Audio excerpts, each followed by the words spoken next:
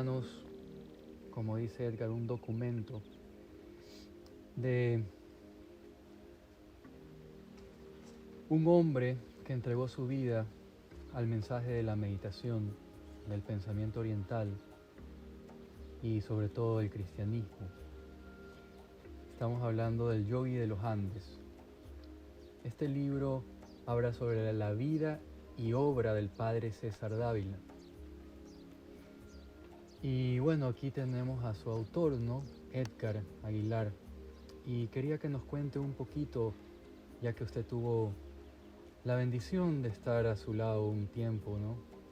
De este maestro que nos acompaña de manera espiritual, que ha dejado mucho para que nosotros encontremos claridad en el sentido de nuestras vidas. ¿Qué nos puede hablar acerca de él, sus experiencias, anécdotas? ¿Qué nos pudiera compartir? Bueno, quizás ya que nombró el Yogi de los Andes, convendría comenzar hablando del libro que tiene en las manos, ¿no? Cuando yo lo concebí como un documento, un documento donde recoger de una manera formal, documentada, usando sus libros, usando sus diarios y demás información que se fue gestando, ¿no?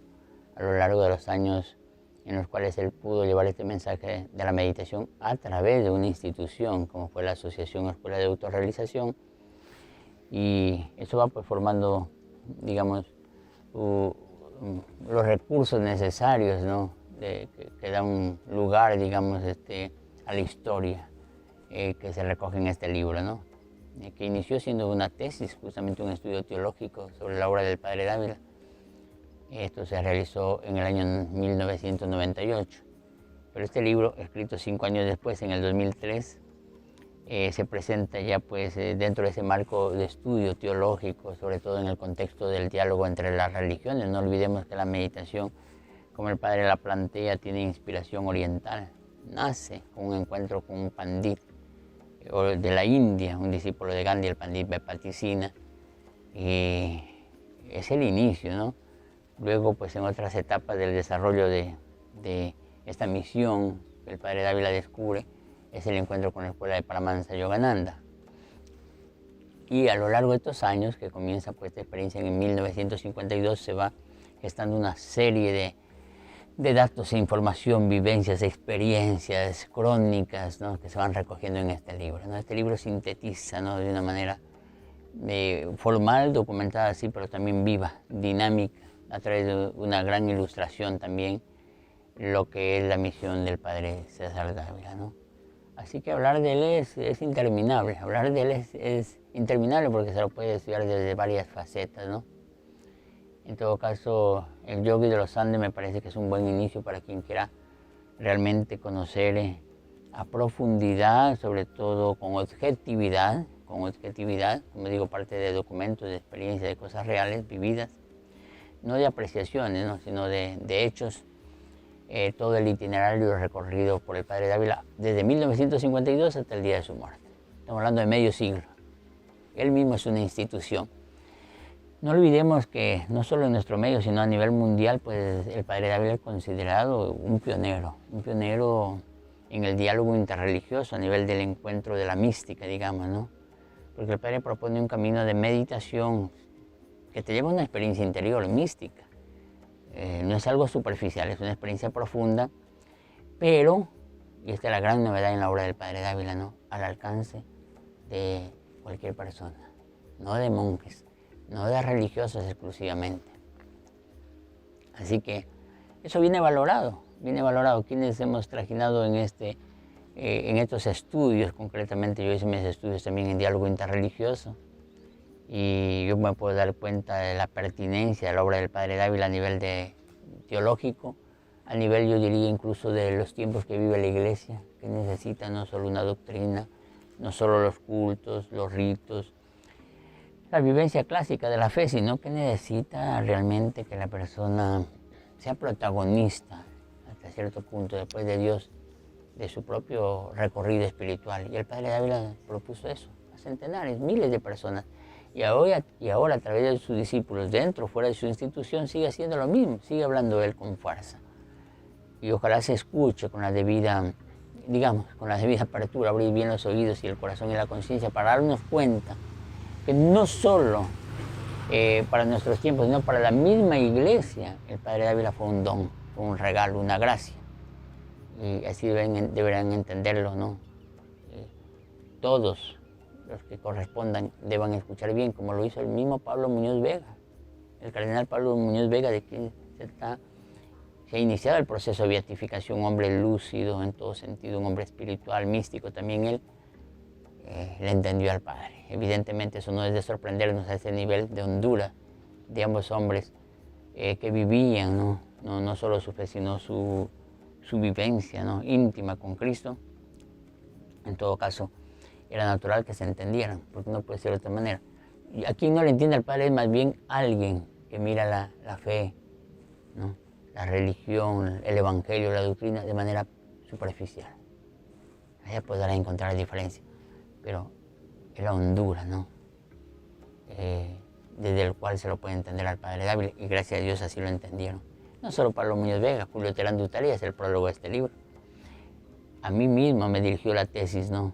Y que esta tesis decía, justamente era sobre el estudio de la meditación, que es el carisma de la institución que él fundó, ¿no? El carisma, es decir, es el corazón de su pastoral. Y yo puse el estudio de la meditación, esta era mi tesis, en el diálogo interreligioso hindú-cristiano y en la pastoral de la iglesia según la vida y obra del Padre Dávila.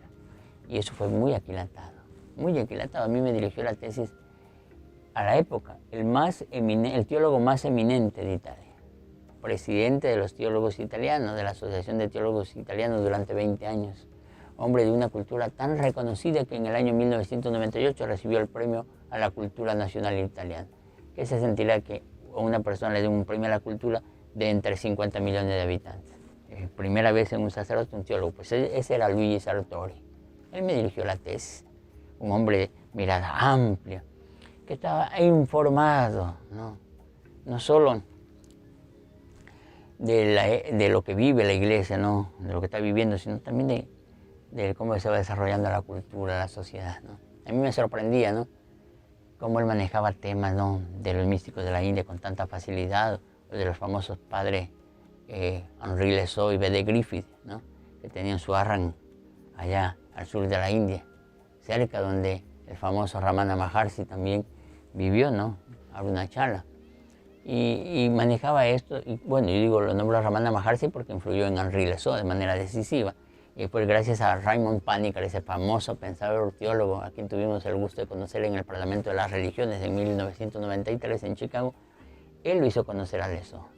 Así que hablar anécdotas del Padre es interminable, pero este es el contexto dentro del cual la obra del Padre, digamos, hay que entenderla. De anécdotas, yo escribí, como usted sabe, un libro sobre anécdotas, vivencias y reflexiones, que sería como la segunda parte de este libro. Es interesante, ¿no?, la vida de el padre B.D. Griffith o Henri Lesaux, ¿no?, que eran monjes benedictinos, y cómo ellos pues encontraron en todo este pensamiento, filosofía oriental y sobre todo la meditación, la profundidad del Evangelio de Jesús. Esto es algo maravilloso, ¿no? Y a mí realmente me llega bastante algo dentro de las enseñanzas de Jesús, y es esa parte humana que muestra Jesús, ¿no?, y que uno también la puede ver en la obra y vida del Padre César Dávila. Esto para mí es maravilloso. Uno de sus libros habla acerca de ello, que para mí es genial, ¿no? Justamente usted más bien ya deja de ser un documento como este libro, y más bien es un libro un poco más fresco en el sentido de que usted nos lleva por su caminar con él, ¿no?, y habla acerca de anécdotas, de vivencias, de experiencias. Yo recuerdo, siempre tengo en mi mente, ¿no?, unas palabras que usted dice siempre acerca del Padre.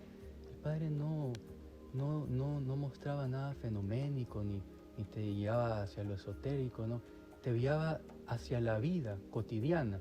Y me decía, yo lo acompaño, usted me decía, ¿no?, yo lo acompaño todos los días, lo acompañaba a la tienda a comprar pan.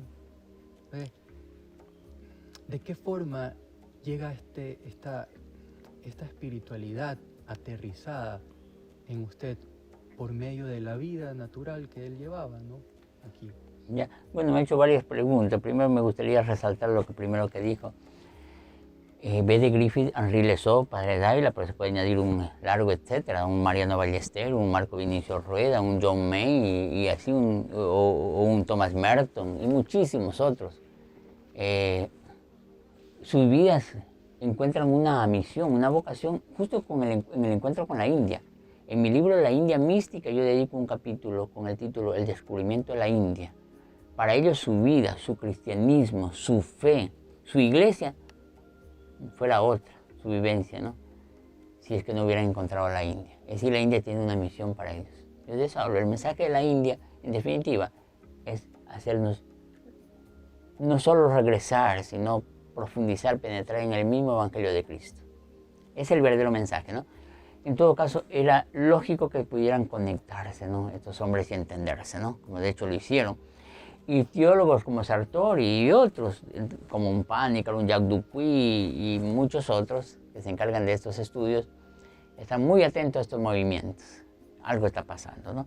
Y lo hermoso es que se dan cuenta que esa experiencia suscitada, ¿no? En la vida, en lo cotidiano, porque las cosas de Dios vienen de Él, ¿no? Después se encuentra un marco teológico, esto es lo bello. Por ejemplo, el Papa Pablo VI, en la encíclica Ecclesiam Suam, habló de los cuartos círculos del diálogo, ¿no? Al interior de la Iglesia Católica, es decir, entre clero y laicos. Luego entre cristianos, entre católicos y no católicos. Luego entre creyentes, entre cristianos y no cristianos. Luego con los ateos, los no creyentes. ¿Dónde te encuentras? En el hombre, ¿no? La ética, la equidad, la justicia. Es decir, tú puedes entrar en diálogo. Esto fue visión de Pablo VI y eso marcó la pauta de un documento conciliar muy importante, Declaración Nostra Aetate, que manda a reconocer, guardar y promover aquellos bienes espirituales y morales, así como los valores socioculturales que se encuentran en las otras religiones.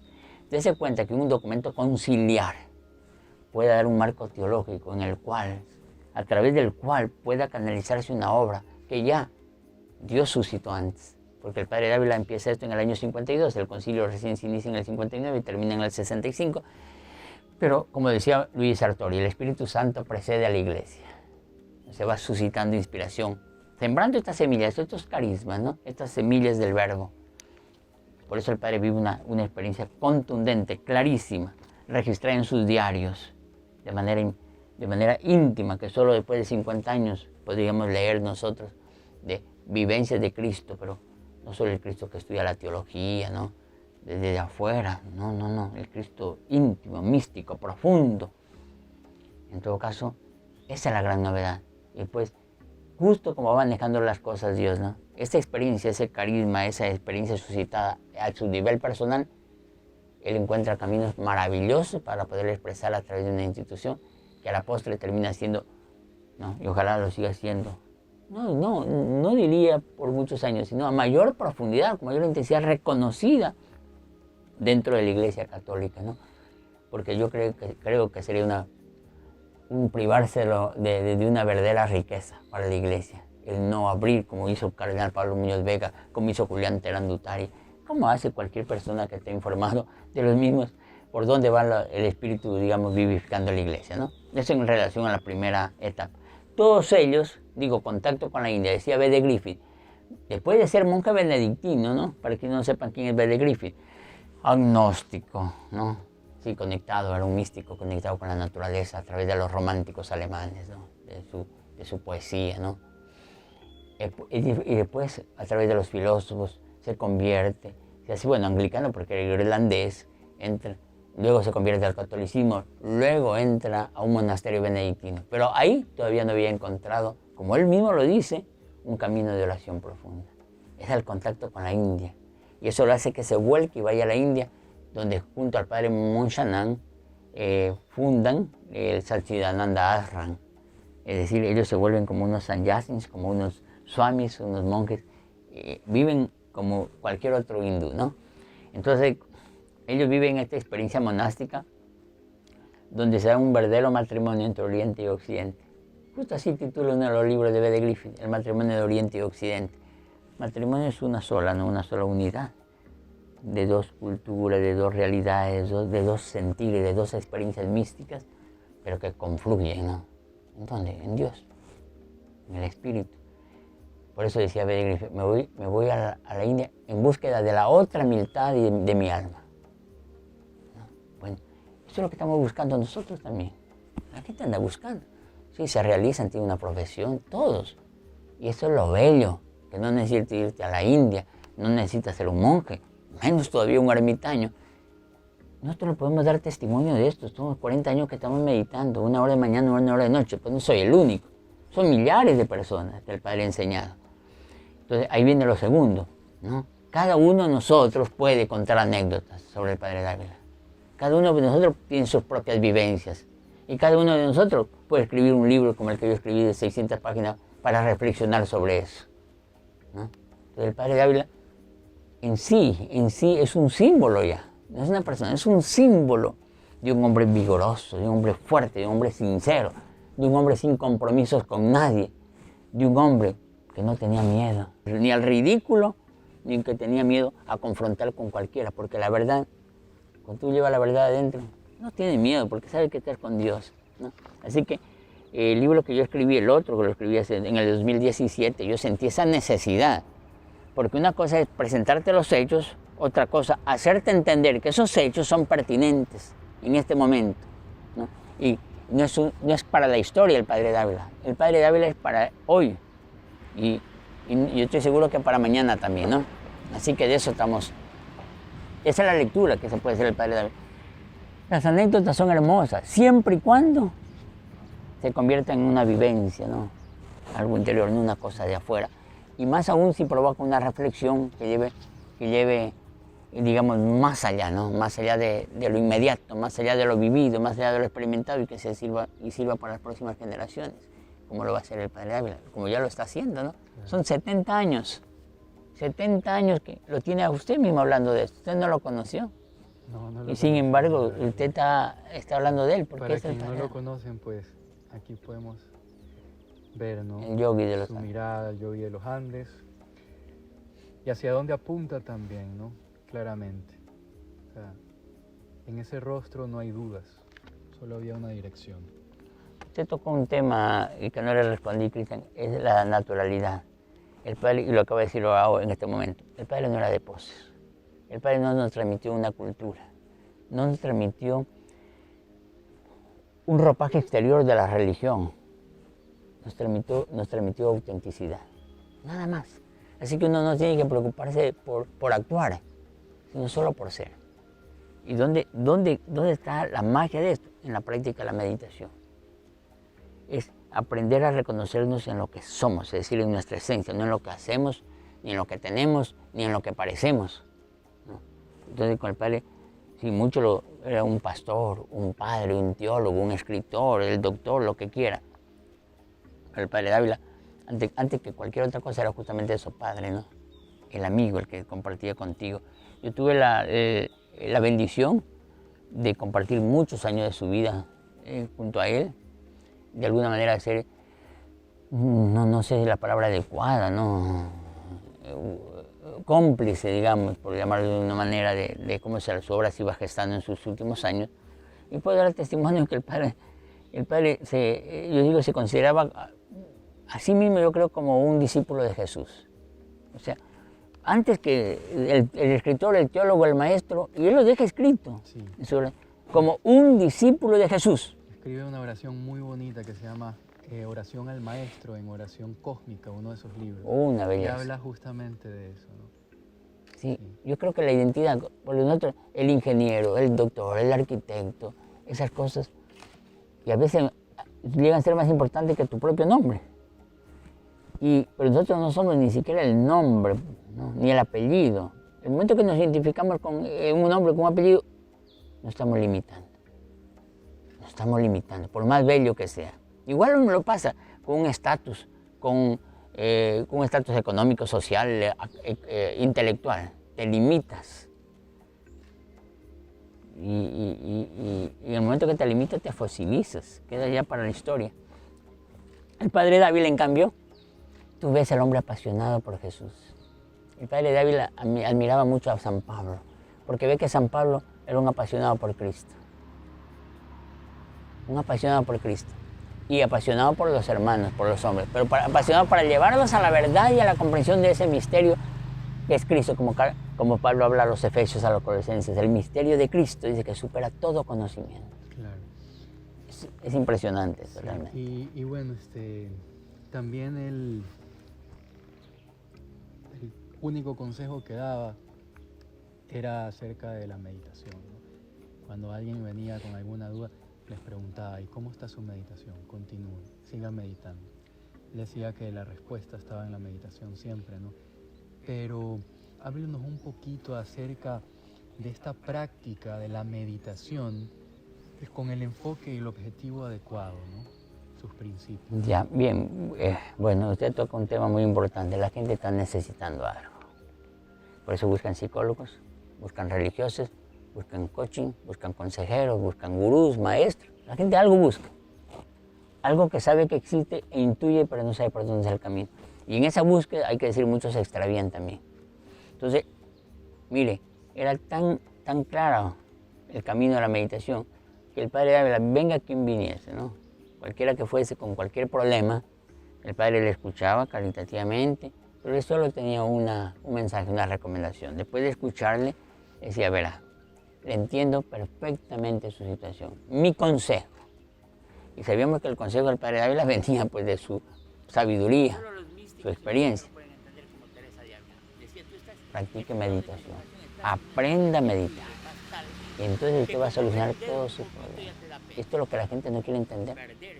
Cree que tiene que solucionar un problema cada uno. Es como en este bosque. Una hojita, una hojita. No, a la raíz hay que ir. Eso es la meditación. Es como darles a esa raíz, alimentar esa raíz, ¿no? Nutrir a través de la meditación. Y el tallo se encarga de alimentar pues, las flores y vendrán los frutos. Esa es la vida, esa es la belleza de esto. Florece la vida. Para un meditador, la vida no es otra cosa que un continuo florecer. No tiene que hacer nada uno.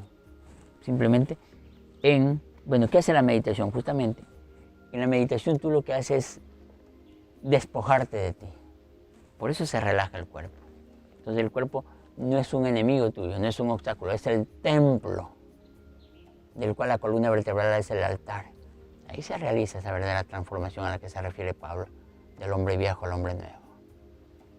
Cuando uno se relaja está absolutamente quieto. Pero la relajación de la que habla la meditación no es una relajación del que está estresado, le da un masaje y se relaja. No, estamos hablando de una cosa mucho más profunda. Que solo los místicos y los santos lo pueden entender, como Teresa de Ávila. Decía, tú estás en este estado de contemplación, estás en un estado de quietud y de paz tal que como mover el dedo un poquito ya te da pena, para no perder ese estado de quietud interior. Es un estado de quietud absoluto. Y esta es la belleza también del yoga, y lo saben los que practican. En la medida en que el cuerpo se silencia, es decir, se aquieta, entra en esa quietud absoluta, en la que los pulmones apenas se mueven, el pensamiento le sigue atrás, se aquieta. No se puede aquietar la mente peleando con ella, no, sino apaciguándola, ¿no? Primero, cuando uno se relaja, cierra los sentidos, se relaja. En todo caso, esos sentidos ya no van, digamos, como atropelladamente, no a entorpecer al cerebro y a la mente, sino que más bien están sosegados, apagados. Como dice Teresa de Ávila, las potencias del alma sosegadas. Solo ese es el camino.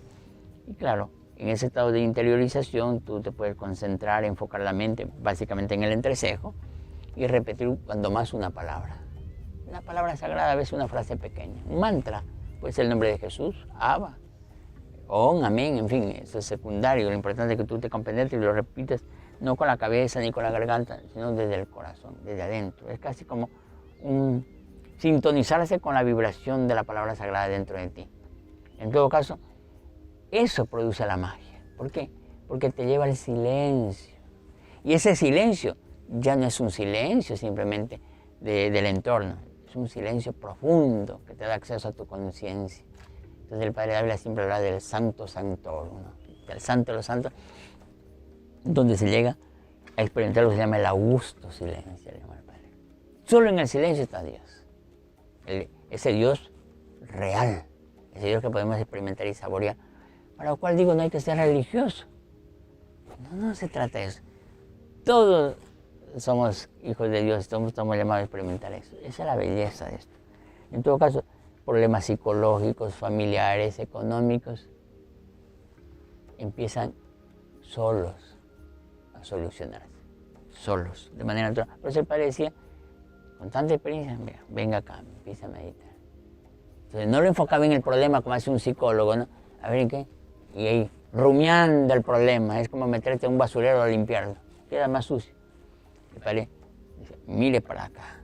Cuando uno experimenta a través de la meditación la paz, el gozo, la serenidad, la alegría, la gratitud, todo el resto palidece, pierde fuerza. Es decir, matas tus problemas aniquilándoles sin alimentarlos. Hay un trasfondo psicológico, porque ni siquiera de esto hay que preocuparse. Uno simplemente medita. Bueno, y yo sé que ya he hablado bastante acerca de esa espiritualidad cotidiana o aterrizada de la que compartía, ¿no? El Padre César Dávila. Pero bueno, retomando el tema de uno de sus libros que ha escrito, ¿no? Titulado En compañía de un yogi, anécdotas, vivencias y experiencias. Es un libro realmente que nos va pues llevando de la mano por todo el camino que usted vivió con él. ¿Y qué nos podría aportar, ¿no? ¿Cómo era la vida de este hombre, se podría decir, santo, ¿no?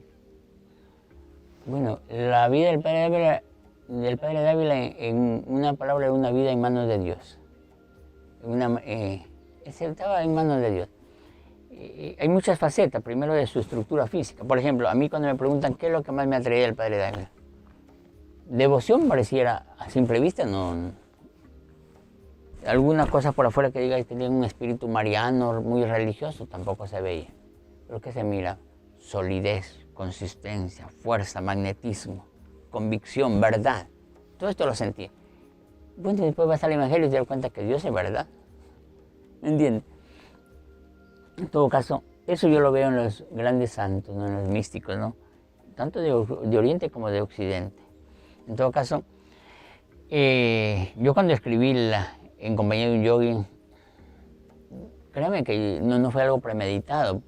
Un día más bien me levanté y dije, sentí la necesidad que el Yogi de los Andes podría ser un libro que llegue a más personas, y lo visualicé, simplemente lo visualicé en un formato más sencillo, con una portada semejante. Y dije, voy a tratar de arreglar esto para ponerle una versión más manejable, porque esta versión es una versión de lujo, que fue para los discípulos, ¿no? Un tiraje limitado de 1000 ejemplares, que sé que ya no existen.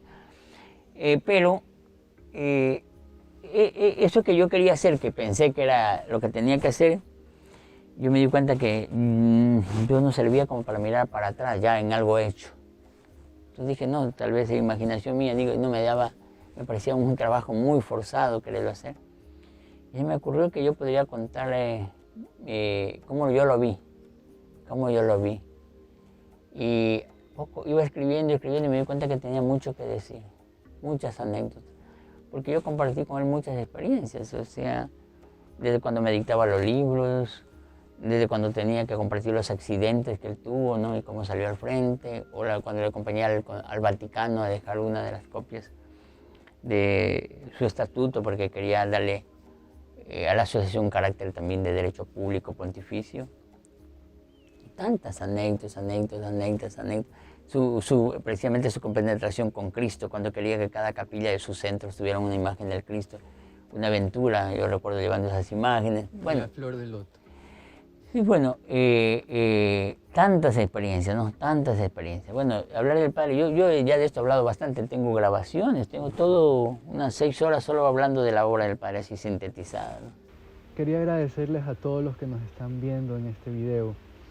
Gracias por escucharnos e invitarlos también a que nos sigan en nuestras redes, a Babanam, las dejaremos escritas por aquí. Y estaremos compartiendo por estos medios información de cursos información de los libros que Edgar ha escrito, que tienen mucha claridad, un mensaje muy profundo realmente para orientar el sentido de nuestras vidas. Ababanán, ¿qué significa Ababanán? Sería interesante que quienes nos ven sepan lo que significa Ababanán.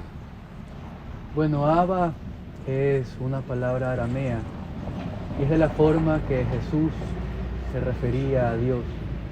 Padre mío lo llamaba, Padre mío. Y Vanam es una palabra sánscrita que significa bosque. Ababanán significa el bosque del Padre. Creo que este entorno también de alguna manera hace alusión, ¿no?, a Ababanán.